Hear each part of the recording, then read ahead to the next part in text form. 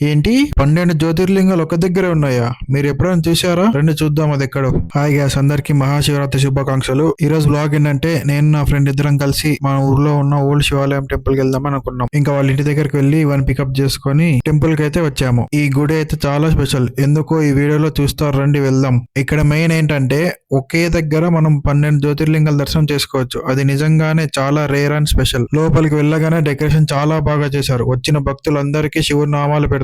అసలు మనం ఈ పండుగను ఎందుకు సెలబ్రేట్ చేస్తామో తెలుసా? పురాణాల ప్రకారం ఈ రోజు శివ పార్వతుల కళ్యాణం జరిగింది. అంతేకాదు ఇదే రోజు స్వామివారు ఒక అనంతమైన అగ్ని స్తంభం రూపంలో ప్రత్యక్షమయ్యారు. ఒక సందర్భంలో బ్రహ్మ విష్ణు మధ్య ఎవరు గొప్ప అనే వివాదం మొదలైనప్పుడు శివుడు ఒక అనంతమైన జ్యోతిర్లింగ రూపంలో వచ్చారు. ఆ మహాజ్యోతి ఈ 12 జ్యోతిర్లింగాలుగా వెలిశాయి. ఈ శివరాత్రి రోజు ఆ అనంత పరమాత్ముని మనసారా స్మరించుకుందాం. ఇంకా లోపలికి వెళ్లి ఆ భోలా శంకరుని దర్శించుకొని ఆ తర్వాత పక్కనే ఉన్న 12 జ్యోతిర్లింగాలను దర్శించి ఇంకా దర్శనం అయిపోయాక ప్రసాదం తీసుకొని అక్కడే తినేసి ఇంకా ఇంటికైతే స్టార్ట్ అయ్యాము. ఈ వీడియో మీకు నచ్చితే లైక్ చేసి కామెంట్ చేయండి. See in the next vlog. ఓం నమః శివాయ. Bye bye.